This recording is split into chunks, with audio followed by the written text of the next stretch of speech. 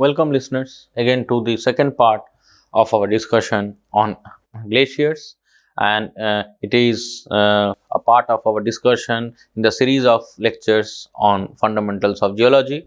So in the first part of our discussion on glacier, we have seen that what are the different types of glacier and how the snow is getting transformed into glacial ice and how it tries to move over the surface of the earth, be it in case of an alpine glacier where you will get the support of the slope or gradient that will also contribute to the movement of the glacier. Also in case when you are looking at a continental glacier solely, where there is no or not much variation in the gradient or slope, in that case also you have seen that the glacial ice can move or flow under its own weight.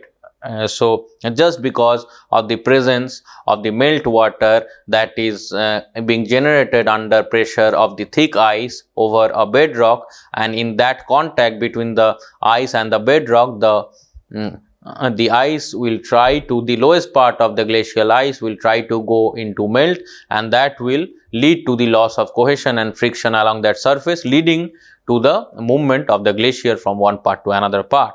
In this second part, we are looking at the different geomorphic features that are formed as a result of the movement and followed by the deposition of a glacier. So if I look at the erosional features of a glacial, there are several erosional features. Starting this particular diagram, schematic diagram, actually shows the different kinds of erosional features by a glacier. So I'll start with the horn first, because that is the highest elevation in a glacial region. So a sharp peak remains after cirques have cut back into the mountain on several sides. So you will get an apex kind of or a peak kind of a zone that is referred to as horn. Then you will get U-shaped valleys like that of glacial erosion versus your V-shaped valleys, where the characteristic of your stream. So in case of your rivers and streams, we have seen that the valley are always V-shaped, but in contradiction to that, in case of glacial, always the valleys are U-shaped trunk nature. In this diagram that we can see, these are U-shaped valleys. Then you can have truncated spar between two hanging valleys like this. So the lower pairs of ridges that have been carved into triangular facets by erosion, they are the glacial spars.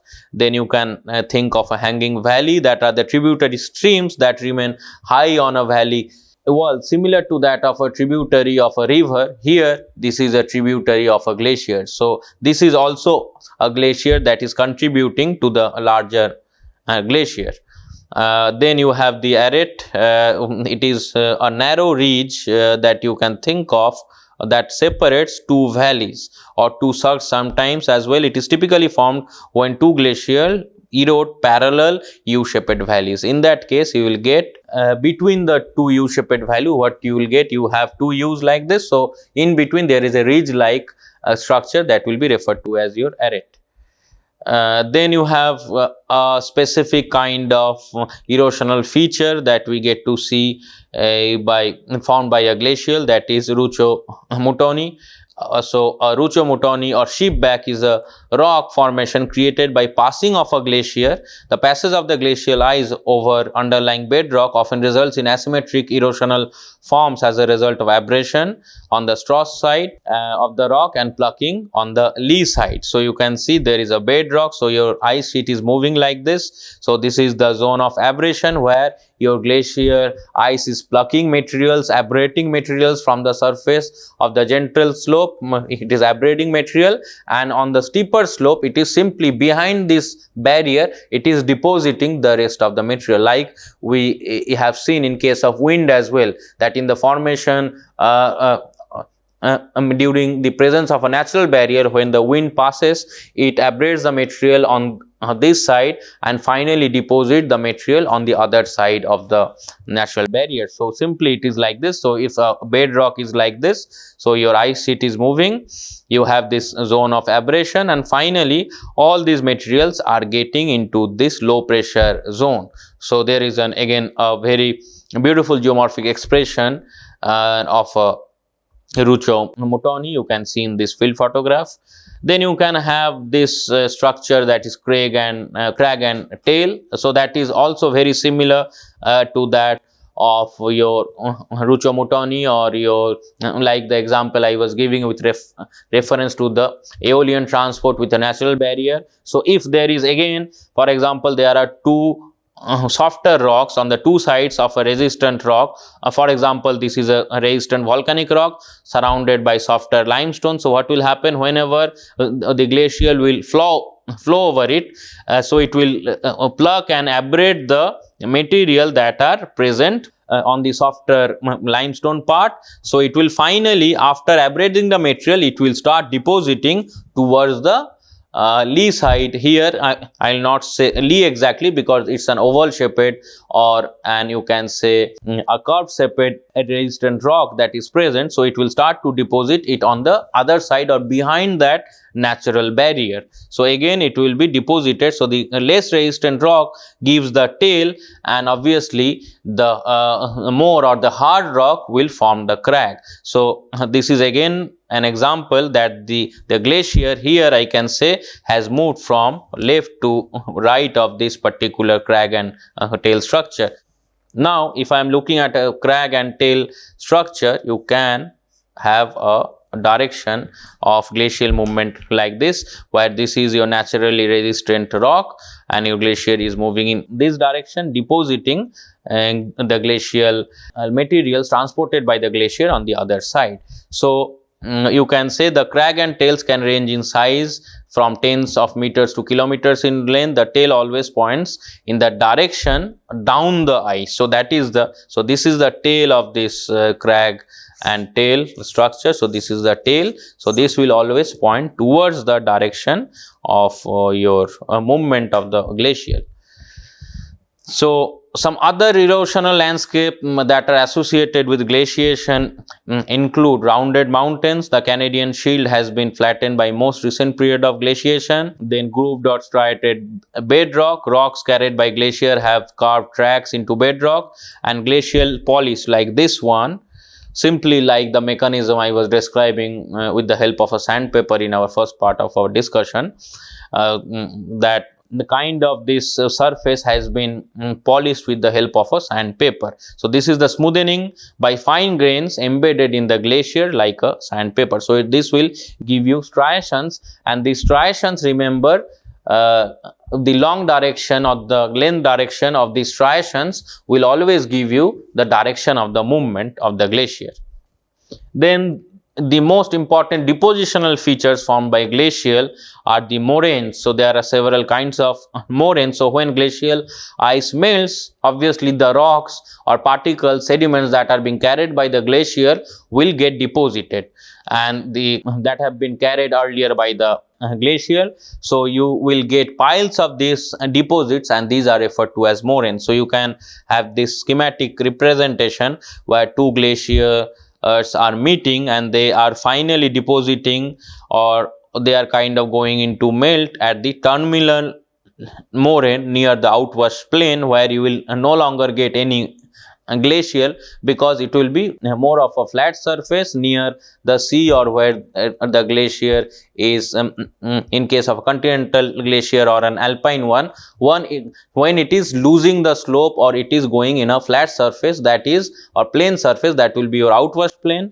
Just behind the outwash plain you will get the terminal moraines, and the terminal moraines will also give you an idea that this is the, you can say, the margin till which the glacier has moved over a time, or some point of time the glacier was here, now due to melting it has retreated back.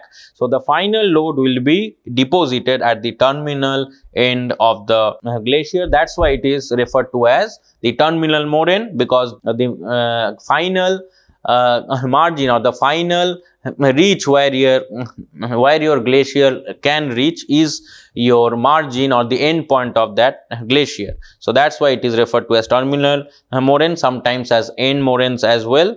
And then you have the median medial moraines that are present within the glacier channel. We have looked into this example when we discussed about the first part. There was a field photograph where you can see the glacier and you have a very dark kind of a feature that is present within the central part of the channel of the glacier.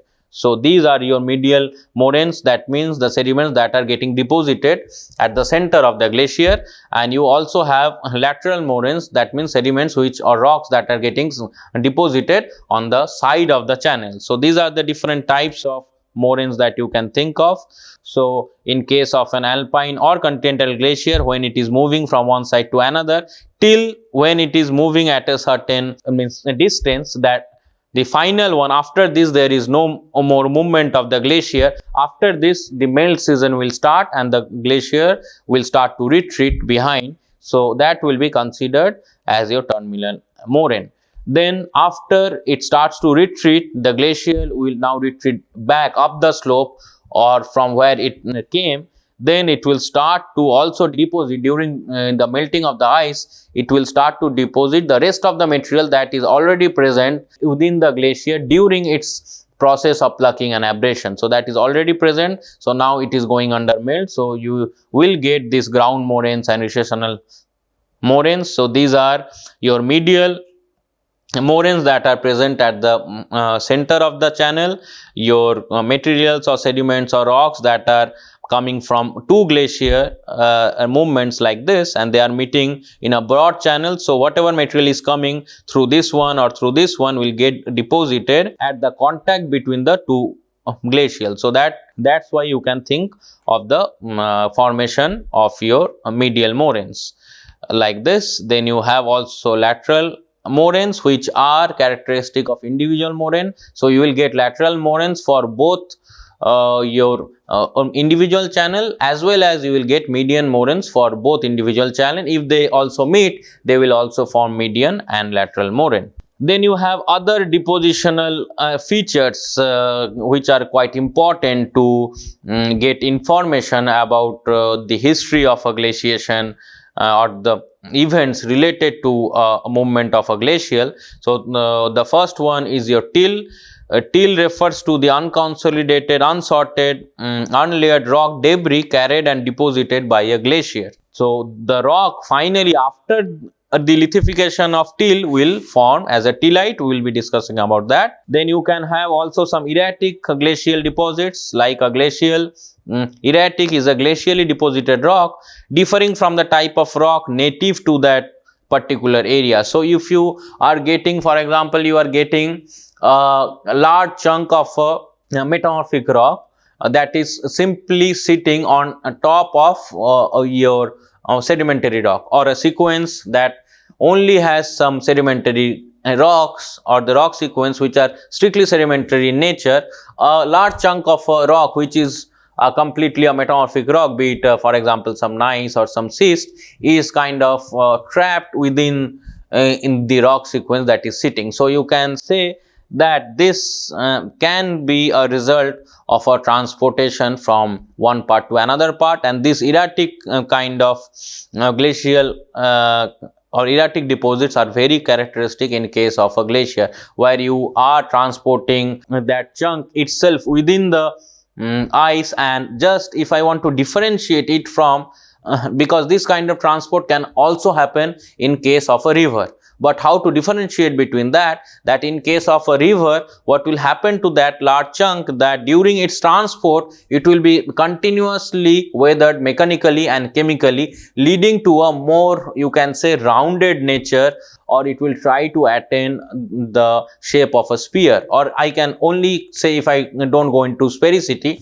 I can also say that it will achieve a more rounded form in comparison to a glacial chunk or erratic chunk that has been transported by a glacial. So in case of a movement of a glacier, what is happening, that this chunk is getting trapped within the snow and it is not moving, and it is not it is moving along with the whole glacier. Like we can relate this also with the plate movement, that the continent is moving with the plate, but the continent itself is not moving. Similarly, we can think this erratic block is trapped within this glacier ice, and it is moving along with the glacier, but it doesn't have much of a movement on its own. So it will not become a rounded one. It will look like a very irregular and angular type of fragment or chunk. So these are your erratic glacial deposits. Then you can think of drumlins. So ground moraines reshaped into streamlined hills like this, formed by an ice sheet overriding and reshaping a deposit of till left of an earlier glacial advance. So there, if there is a till deposit like this somewhere, and there is again a glacier that is flowing over it, so it will kind of try to form like again a crag and tail kind of geometry. So the till material, whatever is present in that region, will be transported to a little bit more distance, forming a broad, you can say a broad oval kind of shape that are referred to as the drumlin. And again this tail or the glacial tail will reflect you about, or will give you about the information of the movement direction of the glacial flow. There are other glacial depositional features like your glacial marine drift, stratified drift, outwash plain, the outwash terraces, kettle lakes, cames and eskers. So these are the various kind of the depositional geomorphic features formed as a result of the progression and recession of a glacier. So here you can say there are some melt lakes like this, and these are the moraines that are sitting. You can say also some medial and moraines are there, some lateral moraines are there, and also finally the outwash plain, where your finally the glacier is kind of the limit after the terminal moraine where your glacial starts to melt. So now to discuss about a few more depositional features with respect solely due to the retreat of ice. Sometimes obviously there will be a propagation of the ice, but following that there will be always a retreat of the ice sheet, or the glacial will retreat over a time of melting period. So a kettle lake is a depression or pit that forms when a block of ice detaches from a glacier and melts. Kettle holes can also be caused by draining flood waters. When water fills in a kettle hole, it becomes a kettle lake like this. So if there is some dead ice and you have this outwash plain, because the glacier is now retreating, so you have some part, somehow some part of the glacier is left behind as some sporadic places, at some sporadic places, and the main glacier is retreating from where it used to be. Now it is into a melting stage. So what will happen, this dead ice zones will be due to this erosion, again due to this retreating glacier. What will happen, this dead ice will finally go into melt, which was earlier sitting here due to, and these lakes are usually formed again due to the abrasion of the bedrock. So now you have moved the glacier, so whatever glacier is left at the sporadic spots will finally go into melting, because you are entering into a melting stage of the glacial event. So in that case there will be several these sporadic small lakes which are actually referred to as your kettle lakes, and it also reflects that your glacier was actually sitting over there at some point of time, or when the glacier propagated. Then you can also find eskers like this. So eskers are long winding ridges of sand and gravel that form in water channels within or beneath the glacial ice. So again, if there is an esker like this, these are nothing but the remnants of the sand and gravel that was earlier got transported due to the propagation of the glacier. Now as the glacier is retreating, what it is doing, it is simply getting rid of its material that is already trapped within the glacier. So when the glacier will retreat, it will simply deposit the sediment and rock in the outwash plain, or somewhere between the kettle lakes and where you will find your drumlin. So these eskers are again mainly characteristically found in the outwash plains. Now there is a particular rock that forms from the depositional activity of a glacier, that is steelite. It is a sedimentary rock that is lithified equivalent of till. We discussed about till, where there is extremely unsorted, angular, sometimes rounded as well, but very unsorted means there is a huge variation in the grain size. There will be small particles, also there will be large particles, because in case of the movement or transport of a glacier, what happens that you are mixing sediments and rocks from wherever you are plucking it. If you are moving over a surface where there is sand and sediment only, you will pluck it up. Also, if you are moving over a bedrock or a rock surface, you will also pluck rocks in it. So your sediment and rocks and even there is a difference in the grain size, they are kind of getting mixed up. So there is a very poor sorting, you can say, like we discussed about sorting when we discussed about sedimentary rocks. So here there is a very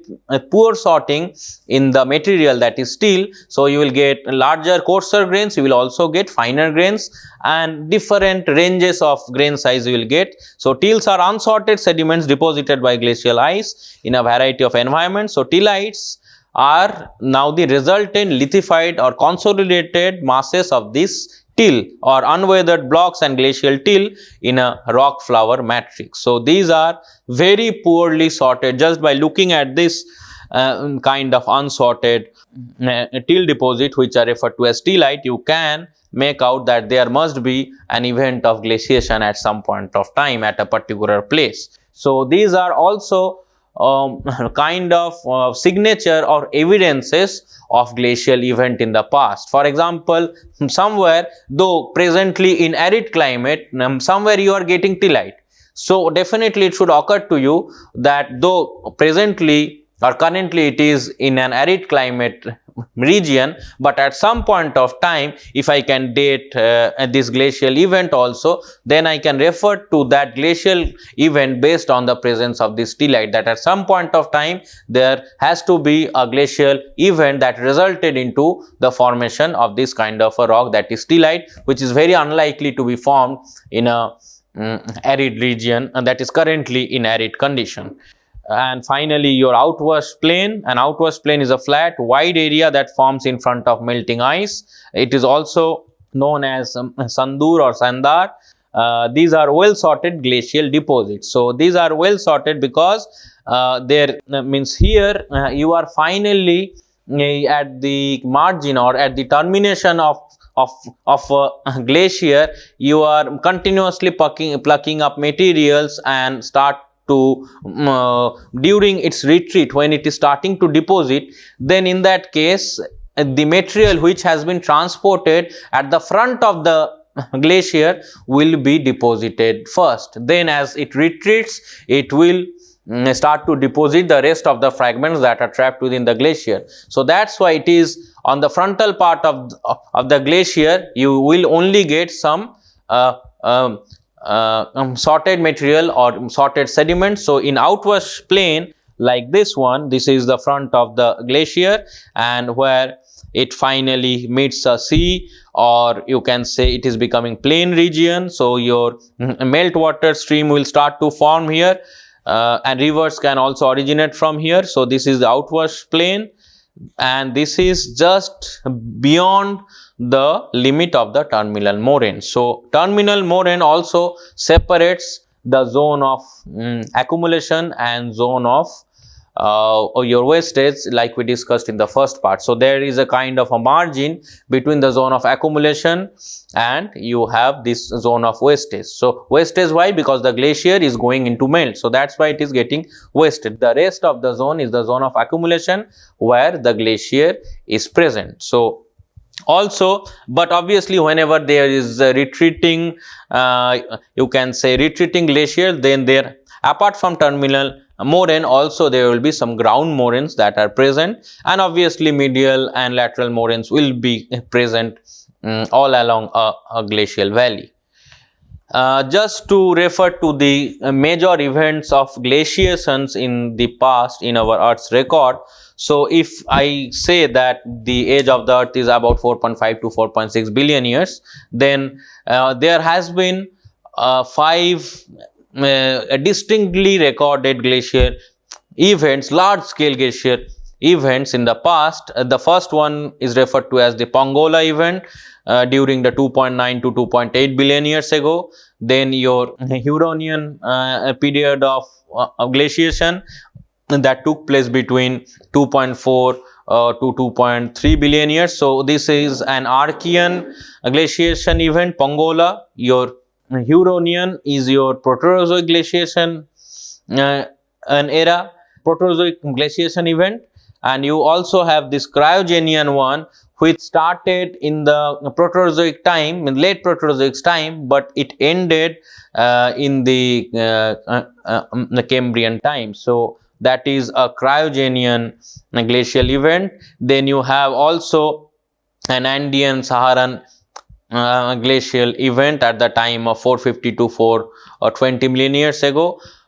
Then the largest glacial event was the Karoo glacial event that happened between 360 to 260 million years ago.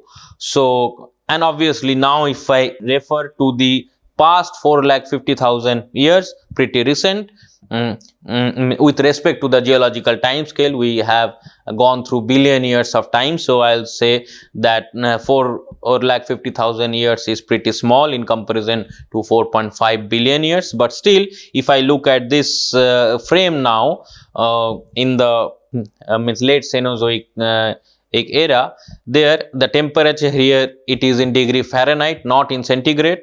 Here in this diagram, the temperature is given in degree Fahrenheit. So 30 degree is considered as the average time, above which if it is there, then it is an interglacial period.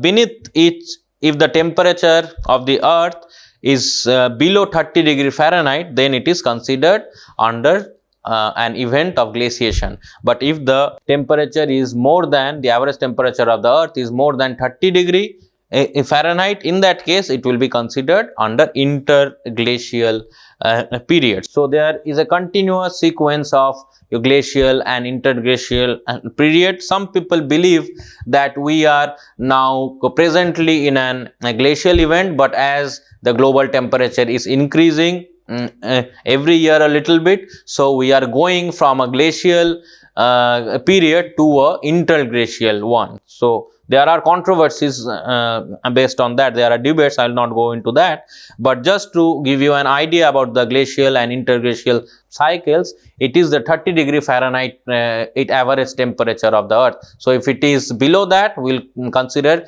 it under glaciation period. If it is above that 30 degree Fahrenheit, we will be considering it as interglacial period. So there are some evidences of older glaciation event based on glacial landforms, striations, like I was referring to, sandpaper, moving a sandpaper over a surface, then erratics, presence of erratics, till deposit or the presence of tillite as a rock, different kinds of drainage patterns, specifically U-shaped valleys, then your analysis of the pollen preserved in sediment cores from lakes, the cosmogenic isotopes based on 10 beryllium and 26 aluminum isotopes, and also glacial scoring, the smoothing and polishing of bedrock surfaces by glacial leaf characteristic features that are identified by geologists. So these are the different evidences that you can use to identify an event of glaciation. So here I would like to conclude my complete discussion on glaciers.